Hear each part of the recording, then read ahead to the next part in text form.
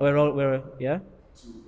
So, all right. So, boys, before we start, basically what we're gonna do is we're gonna go from like your childhood and talk about like the gym, the journey, how you sort of got there.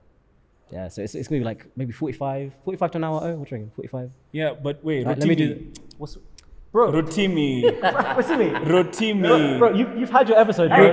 Hey, now we need 16 pull-ups. Rhotimmi, get out of our set. Look at this guy. There's not another chair for you, man. You finish your Mantalk quota. Out. All right, see you later. All right. Cheat code to your 2 episodes. I swear, that's exposure. Yeah, exposure. Can I quite literally? IG, right? Under there. Can I? us wherever we go. I swear, wherever. Can't get rid of him. I can see him in the background. He's got clothes on now. Can we start this episode? Let's start this episode. All right, guys. Welcome back to Mantalk.ke. Sorry about the interruption at the beginning. Today is a very, very exciting episode. As you can see, we're somewhere very, very different. We're wearing branded things, and we're going to talk all about that and about the two gents in the middle of set today. We're going to let them introduce themselves, but I'm very excited for you to hear this story. So, boy on my left, boy on my right. What's up? What are you telling me? Yeah? I You'd like to we met introduce before, yourself. Yeah, once or twice. Yeah. So Introduce yourself, bro. Yeah. I'm Cliff. Most people call me Dega, Dega. Stands from I was a very good footballer. Ah. Yeah. Oh, very good. You're very good what? Top boy. Football. I've seen him. Come on. I've seen him. He can Soccer ball. player. He's So, a baller. He's a baller. There's a guy called Saddam that thinks he can play, but We'll put a link to that video here. Let's let Kaz introduce himself. yeah. Kaz. Have I got Yeah. now? All right, cool. Yeah, I'm Kaz. Most people know me as Kaz. My full name is actually Karan. Yeah. Yeah, this is Kaz, aka the Kazmanian Devil, aka Wow. That's the gym monster. He always makes us have more than one rep. Today he's in my territory. I'm very, very happy because today I'll be torturing you with questions. Bring him on. Hey, Bring him on. you know, brother. listen. I promise you they'll be less painful than leg ups, but hey. Yeah, man. We are in a gym, though. Yeah? Just saying. We are. Yeah, in a it is. gym. It is your territory. But Technically, it's still. We're still in pocket. listen, we didn't make them sign their release forms for here. Okay. But shout out to you guys. Thank you so much for pulling up for an episode, man. Like, I feel like it's been a long time coming, man. Talking about the Poket Gym journey, talking about you guys, and just how inspirational the both of you have been in both Eli and mine's life, man. And I guess for everyone from Poket Gym, shout out to the Poket Gym family. Pocket Gym, yo. I think we're gonna have a very, very, very, very lit episode, boys. Yeah. Very, very lit. Yeah. So for context, how it's going to run. I was trying to say it before Rhotimmi started doing his pull-ups. Basically, we want to talk about the guys as individuals. There's an amazing story as to how they met and then the product that they've created here in Nairobi. And I think it's a story that's going to give so much value, and people might see what we do online. Like everyone's posting this Poket Gym thing. What is Poket Gym? So first we're going to talk about what it is, why it came about, and then the journey. But before we do that, I want to give the boys their flowers, because for me, I started Poket Gym, I'd say 4.5 months ago, about 4.5 months ago. And how it started was we were in Coast, and Cliff saw me with my top off, and he said, "Come here, young man." let me come here. Yeah. Like I was walking on the beach. Come here. Yeah. On the beach, and he said, "Let me give you a challenge. I want you to come to the gym for 3 months. You know, no fee. Come to the gym, and I want to watch you transform your body with what you're doing, what you can do here, rather than what you do in the gym with like weights." And everything he said happened. Where he said you're gonna reduce your body fat, you're gonna be stronger with your core, you're not gonna lose mass, you're just gonna be more toned. And that happened exactly how he said it in those 60 days. So boys, thank you so much, Kaz, for when we're there motivating us in the gym. So yeah, it's been an amazing product for me, and that's why this episode is so important, because if we started looking better on camera, it's because of these two boys here. So yeah, thank you, boys. Yeah, for real. Yeah, for sure, man. All the work. Yeah, we have to. You're consistent, brother. Yeah. So It's all you. Yeah. On the other side of that narrative, ladies and gentlemen, is me, which that has been okay. Fine, I'll admit it. I've not been as consistent as I should be, but I've also seen results in more ways than one. I tell you on camera, hallelujah. Would the Lord do it? In some ways, you will not understand. I cannot tell on camera, but these gentlemen have definitely revolutionized my understanding of fitness. There was even I've been doing it as well, but I'm enjoying it, which is very unusual. The only thing I enjoy about fitness is basketball. But now I'm starting to enjoy like the workouts that Kaz forces me to do. He forces me to crawl across a room with his smile, and then he laughs while I go through hell. He literally laughs. But like Poket Gym. It's encouraging. It's encouraging. That's what. Yeah, he does. He does. Let's go, Oscar! Come on! But yeah, it's a big man. You guys have added real value to our lives. So on that very very high note, let us begin the episode and the questions. Yeah. So the first shot, and this one obviously I'll start with you, Kaz, because you're the closest to me. Okay. So Kaz, let's start with the first question, which is. A lot of people in society today are putting men down and saying that, toxic masculinity has been on the rise and continues to bother society today and people's perspective of men. What's one positive thing about you being a man today? I think today it's showing your vulnerability. Going through stages in life now that were different to how our parents grew up, how my dad grew up. I think expressing yourself now is a lot more, you're able to do it a lot easier. Okay, not easier, but you're able to show your story with your friends around you, and they're able to relate to you more often. So I think in today's day and age, I think showing your vulnerability for a man is a good thing, because only then are you able to help out the people around you and future generations to come. Beautiful, beautiful. Well answered, Kaz. Practice that one. One would have thought you practiced. Swear I didn't practice I'm it. I I'm swear. playing. All right. Dega. Me. Yeah.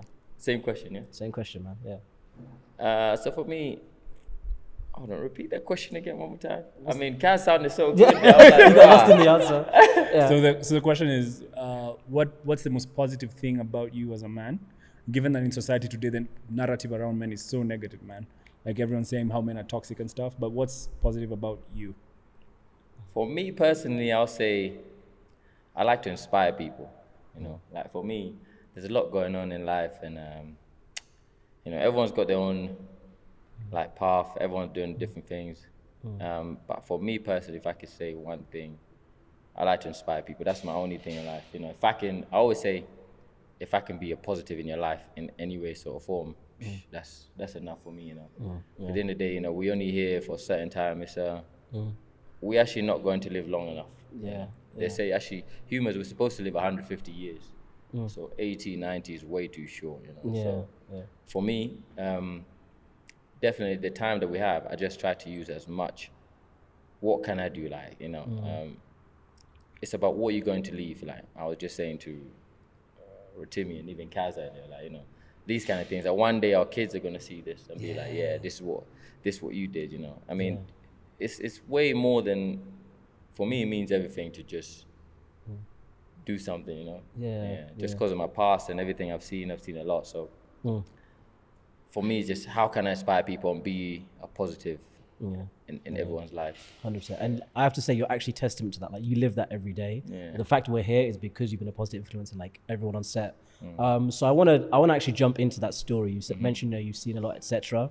And the place we're at now is we're here because of a business that you've built in Nairobi. But before you had the acumen and had like the skills to come to a new country to build a product that everyone's gonna love, you must have had some maybe other ventures, other experiences that have given you the knowledge to do it now. So I'd like to go to like maybe your first, like firstly where you grew up, etc., and then like your first business venture. I'm always curious to find out someone's first when they're talking about the one they're doing. Yeah. It's a big story. That's a big story. We've got time, boys. We've got time. Those were but I don't even know where to start. But if I could go back, like I said, for me, so I left Kenya when I was about 9 years old, I think, around those times. So grew up in the UK. Growing up in the UK, it's a different culture, a whole different. I can't really say how it was growing up in Kenya because I didn't grow up here. I was only here till 9, even though I still remember where I grew up in. I remember the whole thing, but stepping into the UK was a whole different, it's a culture shock. Go in the UK. I remember moving into the flats. For people to understand, flats are like the apartments, but they're not apartments. apartments, the hood. You know? Yeah, I know. I was in Peckham, the hood. 92. Yeah. 92 Peckham, yeah. Yeah, but I remember my first culture shock was I walked down the stairs and I see a bunch of kids. They were like just probably a year older than me, 2 years older than me, couldn't have been 10, 11. Yeah. These kids are smoking. I'm like, back home, you be dead. All of you would have been burying all of you right now. Yeah, do you know what I mean? And that's when you said, I'm going to start a gym for the kids. Yeah. Well, I see them smoking. I'm like, hey, 11 years old smoking. I'm like, why? You know, this is a whole different. Yeah, so it's a whole culture shock. So growing up, I have to grow up with a whole, like, coming from here where, you know, here we super disciplined, you know, get slapped, teachers beat you up here. So going over there, everything was a completely different. So I had to adapt to that. And then what I'll say about my first business venture. Like the first trial in business. Legal business? No, I'm only playing. Nothing illegal, yeah. My first business, I remember actually me and my cousin decided to sell hair, women's hair. Okay. Women's hair. Yeah. I didn't even know that. Lucrative. I know. I didn't even know that. Lucrative, yeah. Because, you know, growing up with women, you know, for me, I grew up with women all my life. Okay. You know, I had no man in my life, you know. My dad passed away when I was 5 years old. Growing up, I've got no man, no uncles, because obviously once leaving the UK, now I'm in the UK just with my auntie and my brothers and sisters. So it's like, there's no man, you know, everyone's a woman. Apart from my brother, me and him are the same age. So, you know, growing up with women, that was my first, I think. I'm like, my sisters, they used to buy, you know, expensive. I'm like, hair's expensive, So it ain't expensive. cheap, yeah. So me and my cousin, one time I ran into, there was a guy that used to do a wholesale, and it was my auntie's friend. And, you know, finding out what he did, he's like, he sells hair products. I'm like, well, I know women. I grew up with women every day. I see them, and also my sister can help me. So I went into the hair business, and we was doing all right, man. I did all right in the hair business. So that was my first. You didn't know that. I had no idea about that, man. Welcome to Mantalk.ke. This guy knows what type of waves. Listen, I know. I look at women, I see their hair, and I'm like, yep, this one here is expensive. Now we know. Now we have a reference. So that's Parisian. But I think I love that about women that can maybe change their hair. So I remember back in the day, like especially in the UK, they used to like, you know, growing up in the UK, there's only like, there's not a lot of black people. So there's a lot of judging going on. People used to say back in the day about wigs and that and this and that. But I grew up with all black women, so I love wigs. I love hair. I love when women change up their hair, do all that. Yeah, Cliff is playing to the crowd right now. No, I'm not even playing to the crowd. Did you just say that you love wigs and Bro, wigs? I love when women do everything. Because it's like, once I always say to something, for instance, your shoes, they're your shoes today, you know? If you buy your wig, that's your wig, no? Same thing. Yeah, you just want to switch up your style. Yeah, just want to switch up the style. So, I mean, for me, I love that because it's just, I grew up watching it every day. So for me, it's just like, it's normal. It's not shock for me. So that was my first business venture. Nice. It was tough, but we made it. And then, after that, you know, you go to different things. But I would say that's my first. Interesting. I had no idea as well. Kaz. You know, when it's my turn to answer a question and ask a question, I love it. So Kaz, let's talk about your early life. You speak with a bit of an accent, Kaz. Where does it come from? What happened in your early stages? What happened in my early stages? That had you in somewhere down under, you know what I mean? So similar to Cliff, I was born in Kenya, and then I was 5 years old when we all migrated to Australia. So when you were 5? Yeah, around 5, 6. Yeah. So the whole family up and left. I came to find this out like much later in my life, but my parents actually, especially my dad, actually left for me and my sister to have a better education. So which he had told me about much later in life. I had no idea. So we left and we lived in Perth for 7 years. So similar to Cliff, it was a pretty big culture shock, and I was still very, very young, so I didn't really know too much what was going on. I remember my actual because I'm Indian, so the way to actually pronounce my name is Karan, and I remember one. Guys, that was Rhotimmi again. That was Rhotimmi again. I'm sorry. That was Rhotimmi again. That's making Just it get to a the chair. final Let's just give him a cut. chair. He wants a chair so bad.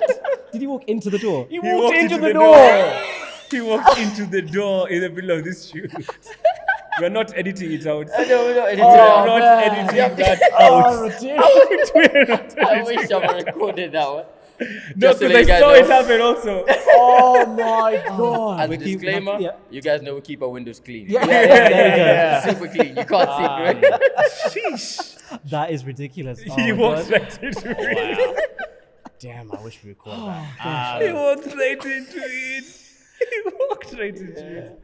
Anyway, sorry, guys. Yeah, so I was saying, the actual way to say my name is Karan, and I remember I kept going up to kids like, oh, that's my name, and no one could pronounce it. So there was one kid, he just said Karan, and that just stuck for all throughout. So the way people used to say my name from then on was Karan.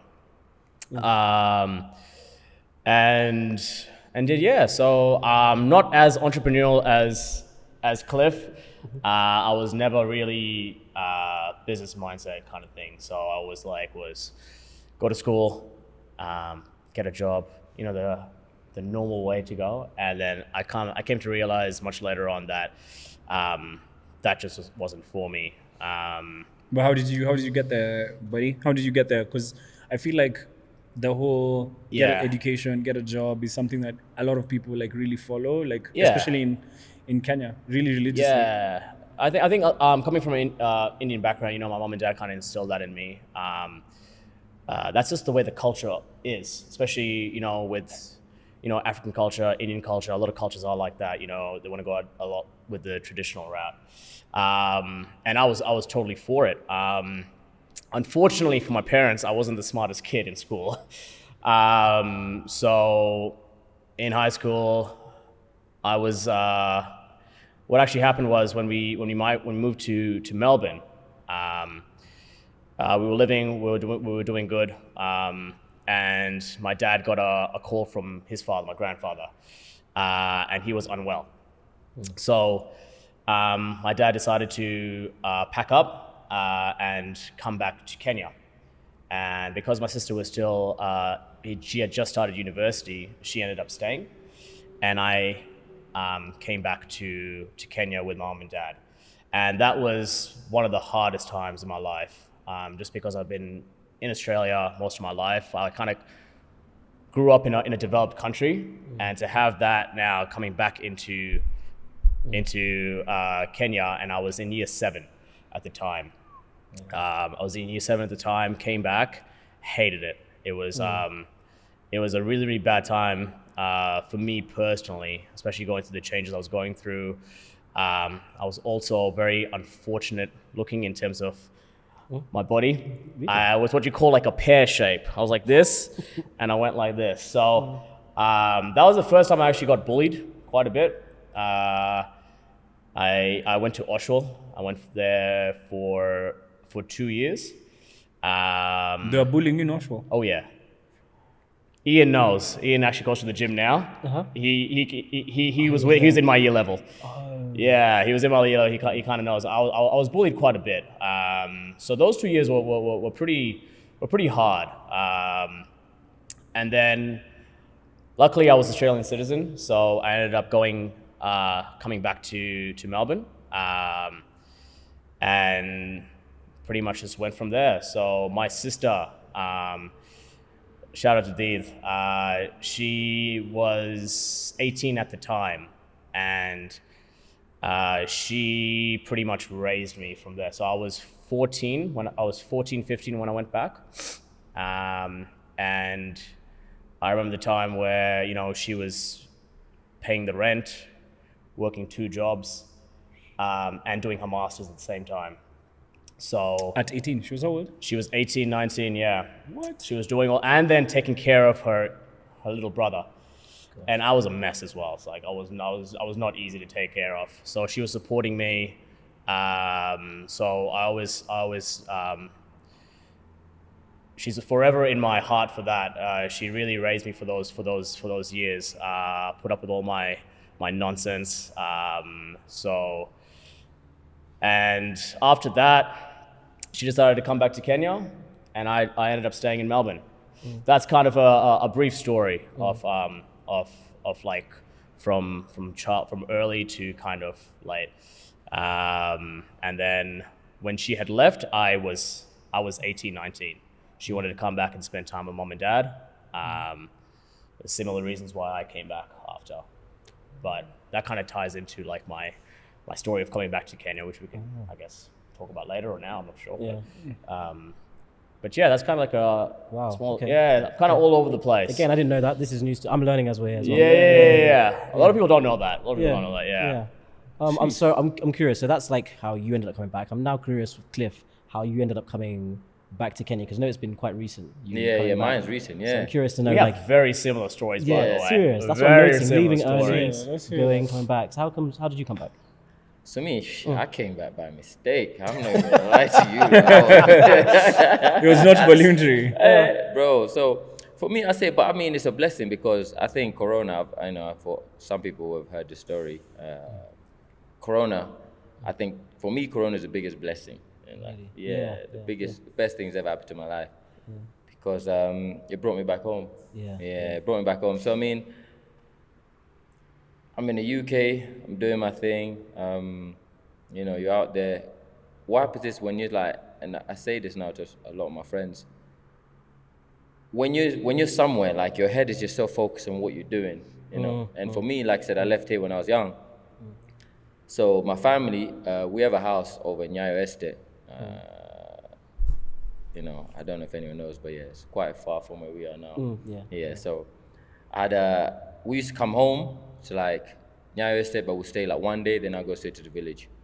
So, but then there was a time, I think I was about 20 years old, came to Nyayo, we were spending time in Nairobi, and then my cousin took me to, you know, you go into random places and I'm not really feeling it. You know, I went to one club, I remember, and the club was terrible. People were smelling. Girls were not looking nice. I'm like, nah, man, this is not it. I miss home. Kenya's not it. It's not it. But I'm like, I'm not it. You know, because my mindset those times, you know, you're young. You just think, okay, I'm going to go out, things are going to be the same. But I think it was that environment. So I've always had that in my mind, that's what it's, you know what I mean? So every time I used to come home now, so now I was growing up, I used to come home even by myself. I'll come home, I won't go to my village because I've been blessed enough. I used to travel so much. Like, I've traveled around the world, luckily. I've been blessed to travel around the world. So yeah, I used to go to so many different places, and coming home, I just wanted to go to the village. Because, you know, my village is like my favorite place in the world. A lot of people don't know this. But Where's your village exactly? Migori. Yeah, bro, it's far. 6-7 hour drive. Oof. I'm waiting someone to buy me a chopper. Just that's 3 minutes, right? This Poket Gym thing might work out, you know? It might just do. So, so I used to just go straight to the village, come back, come to the village. Like I would land. So I'll land, I'll go to Nyayo Estate. We literally spend one night. I'll go straight to the village, 5 days, boom, boom, come back, Nairobi, straight to the airport, gone. So it sounds so stupid, but this is something that I also like want to really, really, really put out there. Like a lot of people, and I'm one of them. I didn't know that Kenya had a vibe, you know, like I didn't even know that we had places like, let's say, this is gonna sound silly, but the truth is the truth, you know. Art Cafe. Honestly, bro. You had no simple thing. It's because you used to just come and go. So you used to come and go. I didn't even know Kenya had a vibe. So when Corona happened now, we couldn't go anywhere. We tried to go, I remember we tried to go to the States. We couldn't go to the States. They locked off their borders. We tried to go to Dubai. That was closed. And then it was just a whole time of palaver. No one could go anywhere. So I don't even remember 2020 when they said So I remember me saying, obviously, I'm Kenyan. I'm also British. I said, look, I told my boy he's actually from Grenada, Caribbean. So I said to him, look, we can't go anywhere. It's cold. They've locked everywhere off. We can't go anywhere. It's cold. It's cold. And I don't do well in cold. Everyone knows me. I don't function in the cold. Don't invite me to any cold activities. I'm not involved. You know now, I'm not involved. I need sun. I need t-shirts and shorts. That's it. So I said to him, look, the only place we can go, why don't I take you to my village? I said, we'll go chill in my village. Maybe we'll see Nairobi. And for the first time, I didn't go to see any family. Because I'm with him, I said, let's just get Airbnb. We just go random place. And me remembering from back in the day, I remember people always used to say the Westlands is like the proper place to stay. So I said, look, let's get this place called Westland. Didn't even speak to my family members, didn't speak to no one. I said, I'm just doing a random thing. Yeah. So I come through, we got Airbnb somewhere in Westland, it's quite nice. Yeah. And then as we chilled it for like a week. I said, we're going to go to random places. And imagine, I've got no friends really. Yeah. Me and them are just doing our thing. Yeah. So we're going places, and that's that. I'm like, I'm going to some places. I remember going to like, where was I? A place called Bristol one time or something like that. Yeah. It was a nice vibe. I'm like, wow, it's a nice vibe. Yeah. I go somewhere else, it's a nice vibe. I start meeting people. I'm just like, whoa, no one actually told me that. It's pretty much not even far off. It's the same thing, better vibe. I'm wearing t-shirts every day, shorts.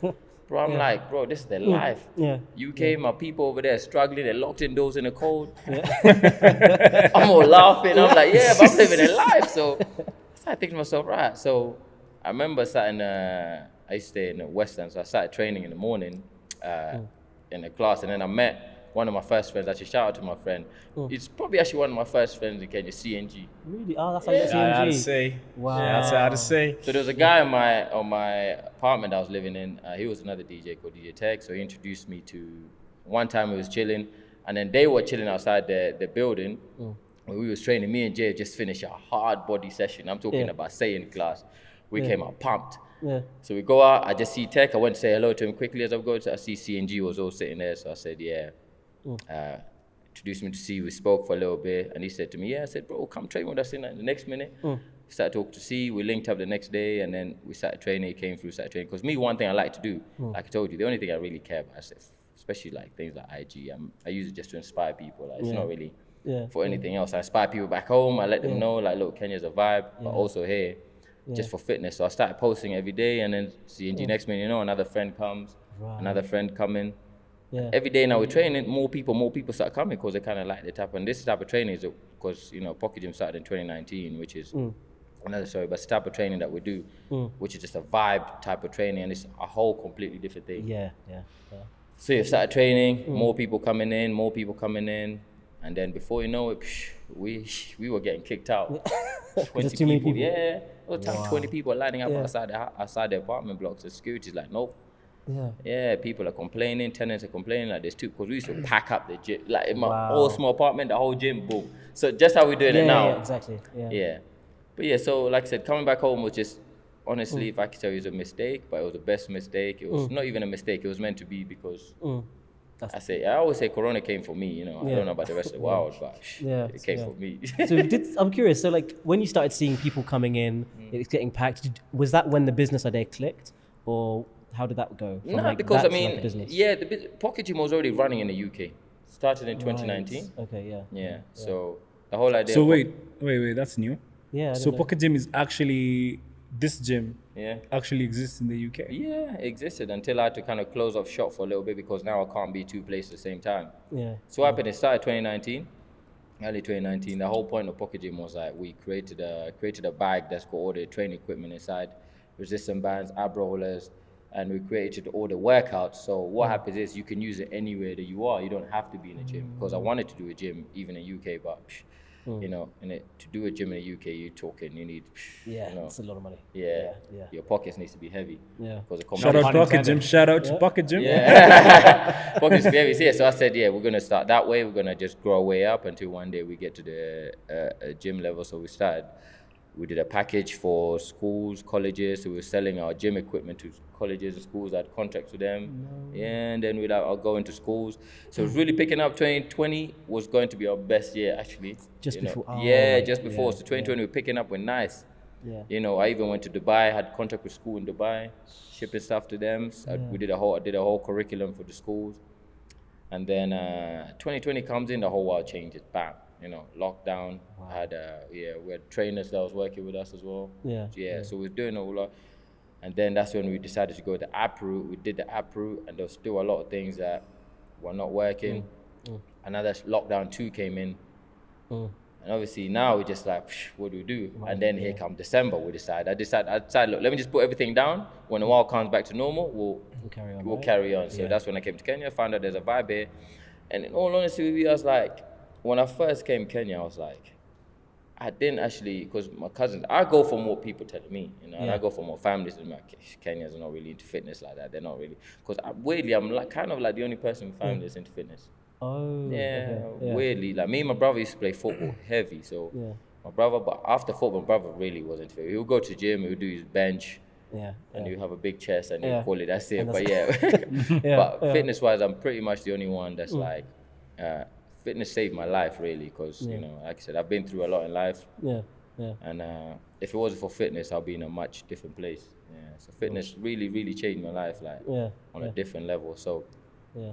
for me, I feel like if I can give this to someone else, you know, it won't be everyone, but you know, someone else, it will do the same thing for them. Yeah, You know, yeah. a lot of people sometimes say it's hard. It's not really hard. I mean, life is harder than what we do. No, Am facts. I right? Facts. Life is way harder than what we do. It's just Burpees are people- pretty hard, man. yeah, apart from Kaz's burpees, yeah. Yeah. Yeah, Yeah. but yeah, so Apart from Kaz's burpees. yeah, Wow. so Yeah. for me, fitness changed my life. That's like I said to you. One thing I just want to do is use my gift. I remember coming to Kenya, even the first year, really, before I started, when I decided to stay. I think we extended our holiday like 3 times. Yeah. Yeah. Extended the first one. We spent Christmas over. January comes. I'm like, hey, now I really got used to the heat. I was like, this sun, I'm not leaving the sun for no one. I used to be. I'm the type of guy. As soon as the sun is out, I'm outside just chilling, roasting in the sun. Yeah. Because you know, so decided to extend it again. Then I remember when I made the decision in my head, I'm like, you know, because I already invested heavy in the UK.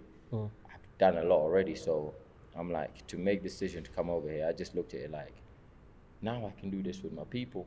Right. Like, Yeah. Yeah. You know, now I can really do this with my people. What I mean by that, not in any formal way of saying the UK people are not my people, but you know, I was born here, Yeah. Exactly. Yeah. you know, Yeah. and I yeah.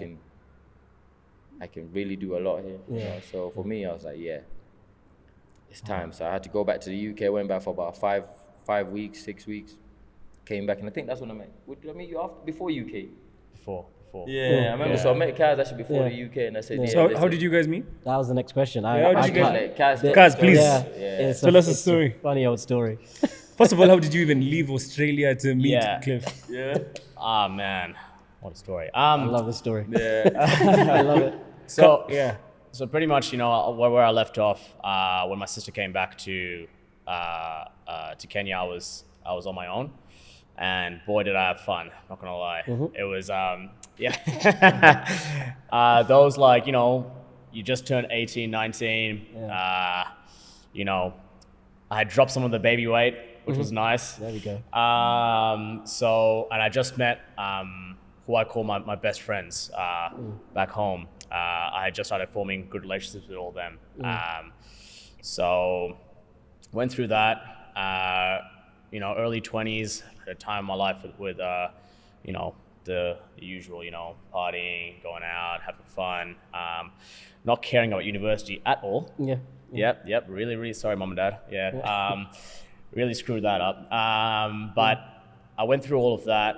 And then at the age of 22, 23, they were the worst years of my life. I went through depression and bipolar.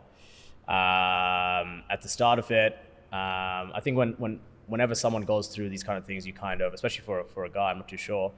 When I was going through it, I was kind of like putting it in the back burner. I was like, oh, well, is this normal? I didn't really know what I was going through. And it just kept happening day by day. And it was, now looking back at it, it was all stressing about things that were in the future and possibly wouldn't even happen. You know, I think especially for, you know, in your early 20s, when you go through that, the main reasonings you're going through that is because you start comparing yourself to your friends, you start comparing yourself to others. You've got some sort of responsibility and pressure from family and whatnot to actually, you know, start succeeding. Yeah. You know, because you're a boy as well. You're a man. You gotta get on your feet. And for me, it just kind of snowballed. I think all the partying kind of caught up to me, and it was like an overnight thing. And I remember I woke up one day and I started seeing like my friends getting internships, my friends starting to progress, and it felt like it was just overnight. And I was like, wow, I don't really know what I'm doing. So that kept happening. And, university stresses, not getting a job out of university. So that started playing heavy on my mind. And it kept happening from week to week, kept getting worse. I didn't know what it was at the time, but I came to find out it was bipolar. Right. So I was going through these highs and then lows, and highs and then lows. And I remember there was one time when it was on Facebook, and I saw one of my friends from high school had just bought like a brand new Golf GTI. And that ruined my day. I was just like, wow, like I'm like here and people are like going all the way up there. And I remember calling my mom and I was just like so upset, so like, so I went through some struggles at that stage in life. It kept getting worse around as soon as I turned 22. Things kind of took a turn for the worst. And I remember having my first panic attack. Wow. It was terrible. I remember I was feeling hot and I was feeling cold and I was just profusely crying. Yeah, I was just crying, and all I could think of was calling my sister.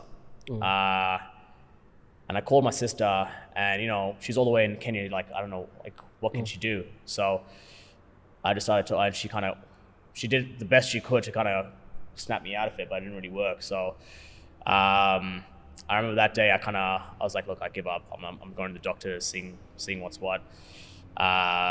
They diagnosed me and whatnot, and they prescribed me with the medication. But I was very, very. I didn't really want to take it, and so I kept like, let me stick this out. I think it'd be sweet. And then I had my second panic attack, and then I'm like, nah.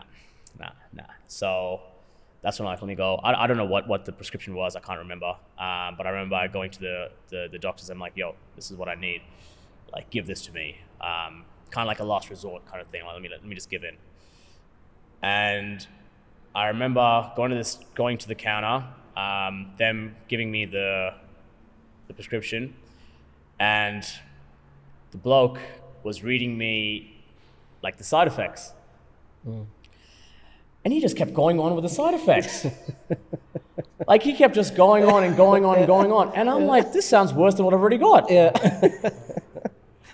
And something triggered in my head. I'm like, bro, you take it. And I walked out. So that was like the best decision of my life looking back at it now.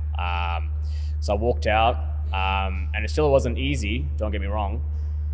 It kept happening, but I feel like once I overcame that barrier, I was able to think a bit more clearly and try and start thinking like, all right, my whole mindset was like, no one really cares about your problems. Don't get me wrong, obviously your friends care, your parents care, but only you can get yourself out of those problems, and it's on you. And unfortunately, some people just don't get out of it. Some people like are stuck with it, ongoing. Luckily for me, I had a really good support system with my best friends. I didn't tell them anything. The only person that knew about my bipolar and my depression was my sister, because for me, I was somewhat embarrassed that I was going through it, and I also didn't want people to act differently around me. So if I went up to Cliff and be like, yo, I'm kind of going through this kind of stuff, I didn't want him to be like, oh, I'm going to kind of change the way I am around Kaz. But then when I approached my friends about it, they're like, you're an idiot. Like, we wouldn't have changed anything about it. We would have just like, maybe called you over for dinner a bit more times, because I was by myself. And I think that kind of caught up. I had no unconditional love around me. Like coming home to like a cooked dinner, coming home, like talking to my dad. I had no real role models. I had no family around me. And then that kind of sucks the life out of you at times. So luckily, after that, I finished uni.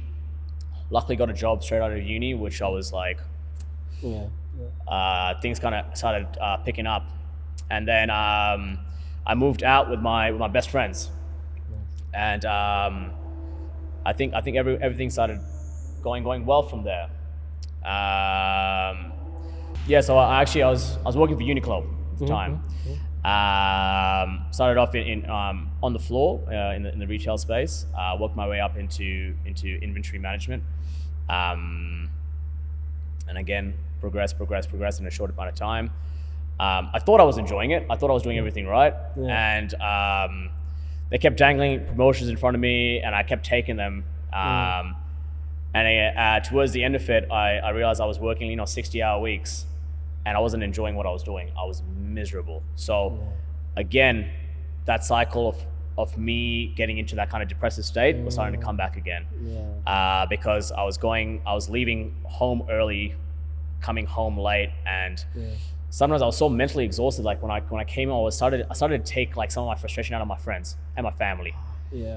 And I knew that had to change. So I was trying my best. To get a new job, and that's just when COVID hit. Here we go. So similar to like Cliff, it's coming. COVID also somewhat, really saved me, because we were able to start working from home. I didn't have to go into the office. I was around my best friends at the time, and at the same time, I continuously kept looking for jobs. Until I stumbled across this one job at Nike. It was a complete like restart, like a junior role, but I just wanted to be in apparel, so I wanted to be at Nike. Applied for that role, got into the final stages pretty much, and then didn't get it. Devastated. I was absolutely devastated. And I remember that week I went for a run. And I just, obviously with COVID and everything, everyone started getting into running because I needed some sort of fitness. So I got into running, and I remember that week I went for a 12K run, and on that run is when I decided to come back to Kenya. Wow. And when I decided that, I remember I called my dad pretty much that night, because he'd always wanted me to come back. Because my dad hasn't seen his son grow up to be a man. The last time I actually lived with my father, I was 14 years old. Wow. So he hasn't seen his son become a man, which I know he regrets a lot. So I remember when I called him, and I'm like, "Yo, Dad, I think I'm gonna come back," because at that stage, nothing really was holding me back in Melbourne. It kept just like kicking me. All I really had, now looking back at it, was my friends, who I hold dear in my heart, and they're my best friends for life. So I'm like, my whole mindset was I was going to come for a year, like take a gap, like just chill out. My sister, has two beautiful boys.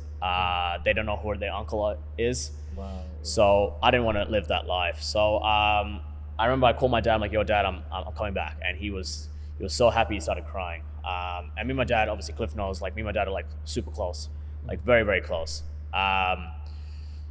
So I knew it was the right decision, because when I made the decision, I never looked back. That week, I started making my plans. Sold my car, quit my job, did everything, and it was a scary move. Don't get me wrong. Like I was uprooting my whole life to come back to Kenya. I had no plan. I just knew I was coming back for family. That was the reason I was coming back. Especially my dad. He was the main reason I decided to come back. I think to a certain stage you start realizing how important family is, and it's on you to make that decision. And I know a lot of people that are watching are in that stage where maybe they're living abroad, they don't live with their families, and it'll hit them. Sometimes you just got to make the decision. All right, cool. What's really important in life? So yeah, I came back pretty much the exact same time Cliff came back. So I came back. It was my dad's birthday is January 1st. So I came back on December 29th to celebrate his birthday with him. And yeah, again, like I only plan to stay here for a year, but I guess God had other intentions. Yeah. You never know what life kind of throws at you. Fast forward, I mean, my main mission was to kind of invest in myself last year. So I wanted to just chill out, you know, get into meditation, get into reading, get into all the kind of things that I wasn't able to do. So fast forward to about March. I remember this day very, very vividly.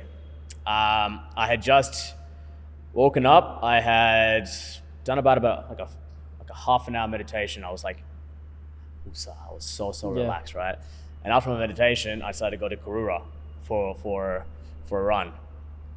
So I was feeling good. I went for a 15K run. Just casually. 15K. Casual. 1.5. Quick one. Sorry, I didn't mean to say that. I went for a run. I was feeling good, feeling sweet. I was feeling so good about myself. Yeah. And then I was driving out, and my mood instantly changed because I saw this guy. I saw this guy on a tree branch, shirt off, doing pull-ups. And I was on a tree branch, yes. And we drive past that tree branch quite a bit now. I was driving past, and I'm like, I'm gonna try not to swear here, but I was just like, what the hell? Like, who is this guy? Yeah. And you know, a lot of us guys, where we kind of start off is in like weight training. You know, all us guys go through that. You guys know me how I am now, right? Yeah. That first session, Yeah. I threw up. Yeah, same. I threw. You get sometimes I walk in some places and some people telling me, oh yeah, you guys are the ones that are doing all this, the selfies and people are dressed nice and all the influencers at your gym. And I'm like, well, people talk about what we're wearing and you worried about influencers being in there. The selfies, those things are for fun, but we at the actually end. getting it. Do you know what I mean? Yeah. We getting the work Working. that everyone, In Earn the Cliff's selfie. sentence, we working. we're working. Yeah, we're working in there.